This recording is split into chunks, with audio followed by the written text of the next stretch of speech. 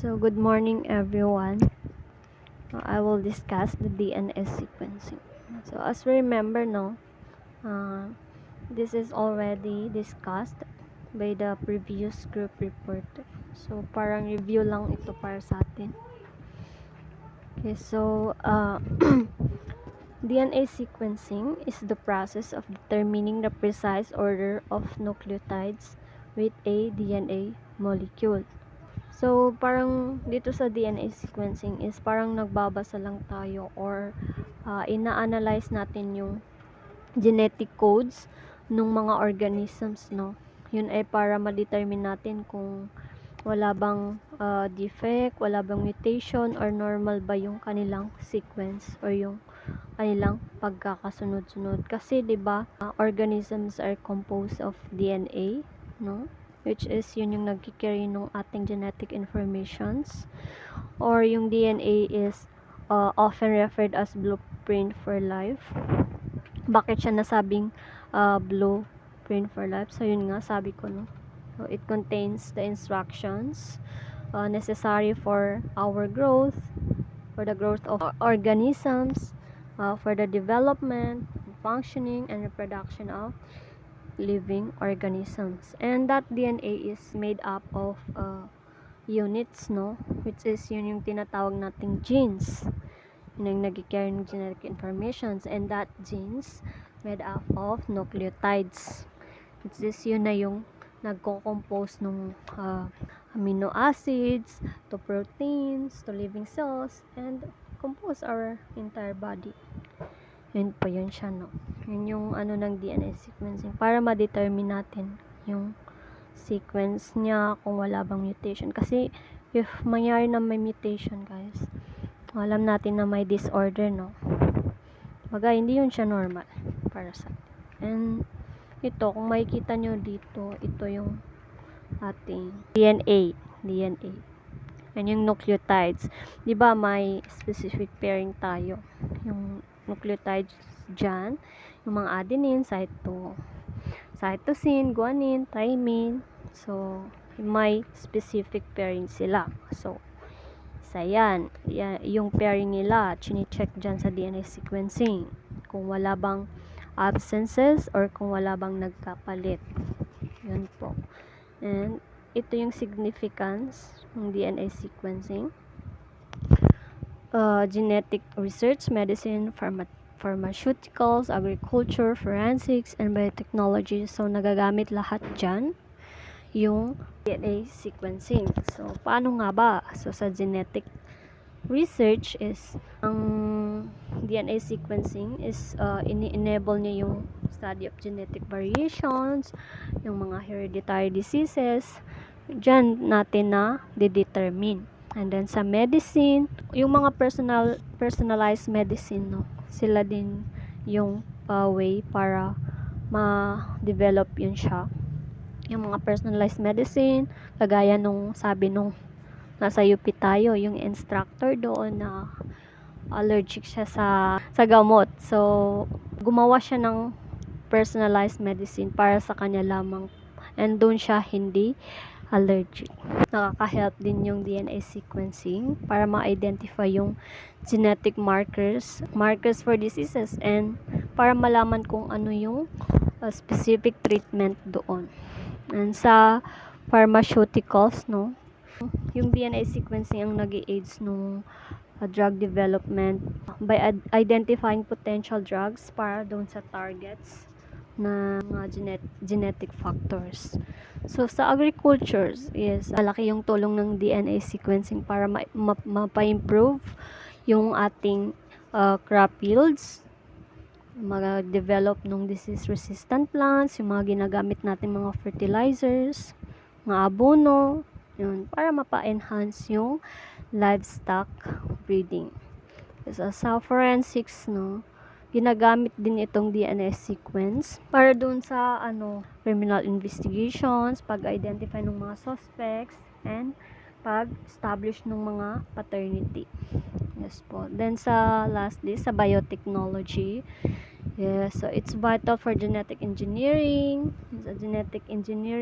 gene editing, and synthetic biology, allowing the manipulation and modification of organisms for various purposes.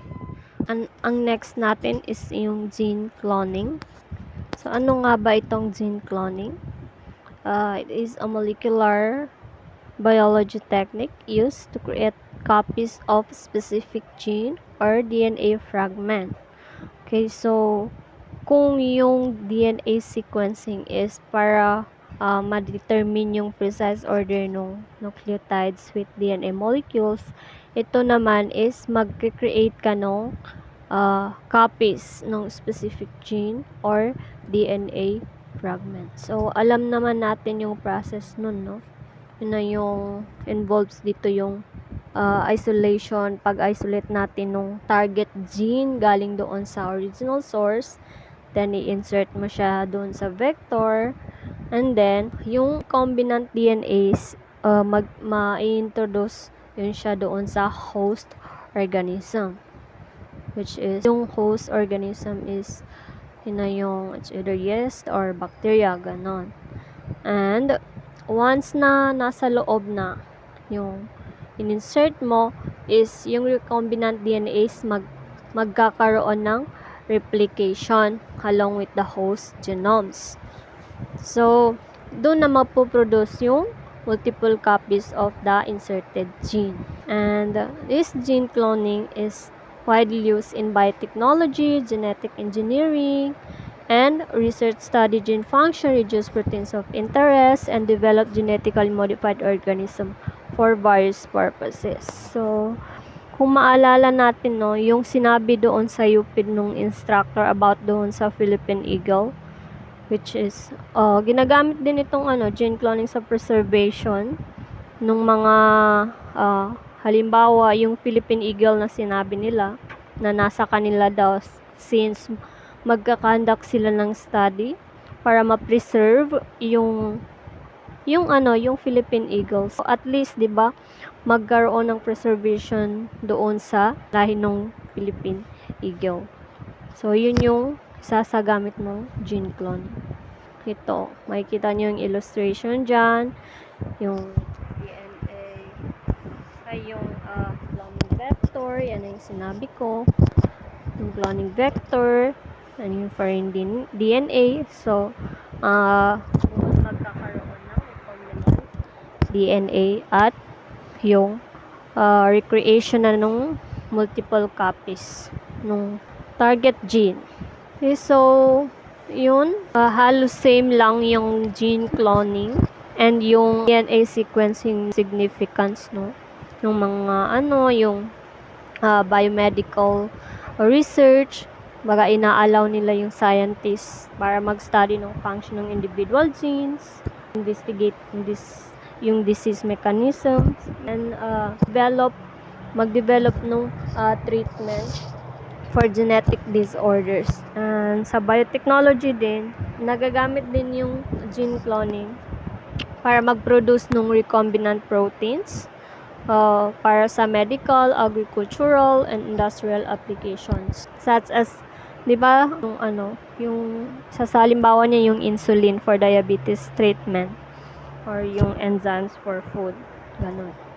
Sa mga drug development, sa agriculture, forensics, environment, yun, nagagamit din yung gene cloning. Parang halos same lang sila ng DNA sequencing. Okay, so, next. Other thing pala is, itong gene cloning is, dito, nangyayari yung yung pwedeng, yung mag-preserve ko, yung kagaya nung sa pagpunta sa UP, yung sinabi ng instructor na, magkakandak daw sila nung study about doon sa Philippine Eagle para ma-preserve yung kanilang gene. Since, hindi siya marami, so, yun, gusto nila ma-preserve yung gene na galing dun sa Philippine Eagle. So, magamit ito siya since nasabi sa definition, no, pag-create siya ng copies ng specific gene or DNA fragment. And also sa pag-develop ng mga vaccines, dito rin siya belong sa gene clone. So, So, gene expressing or analysis profiling.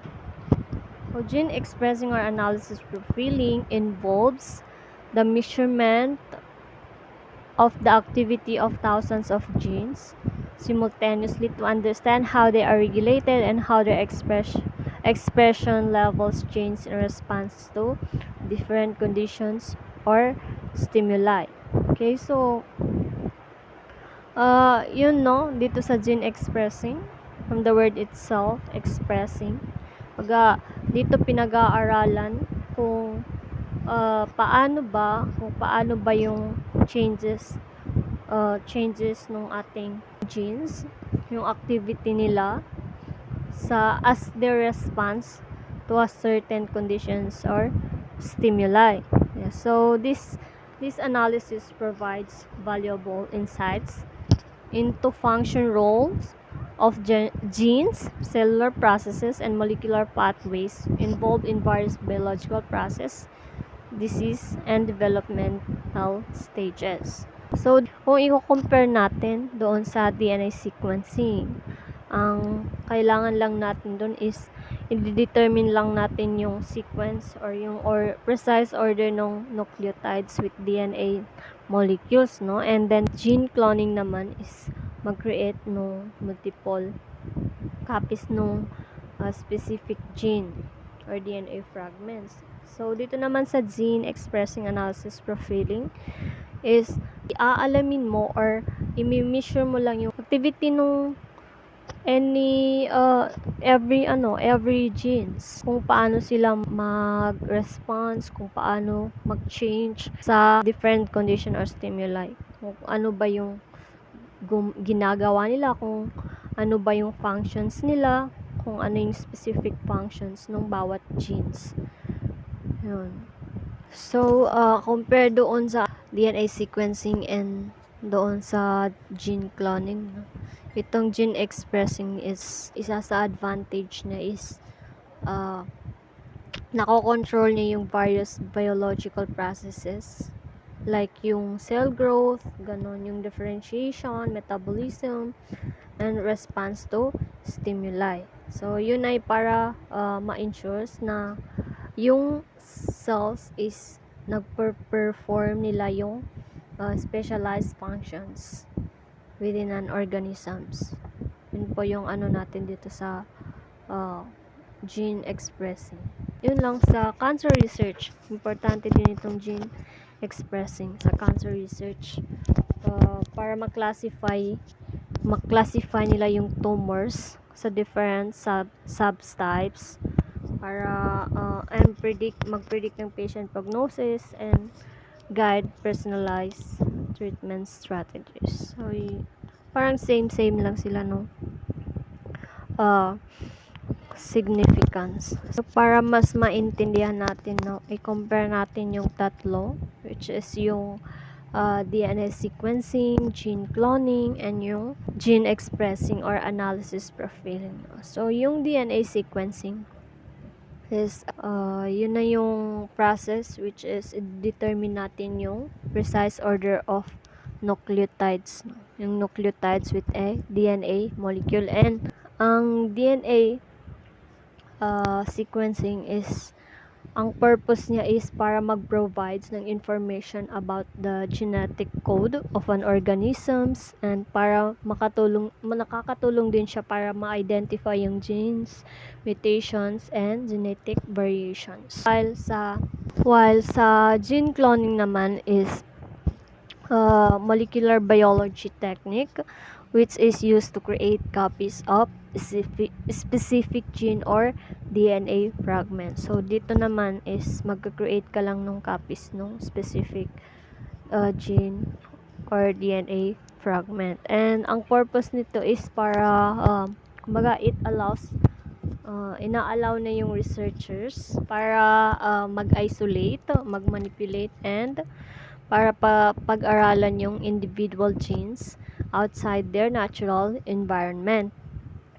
And then, the last one was the gene expression analysis, which is ito na yun siya, yung involved dito yung measuring nung activity nung bawat genes natin para malaman or para mapag-aralan kung paano sila nare-regulate and kung paano yung changes nila if merong certain conditions or stimuli. So, yun po.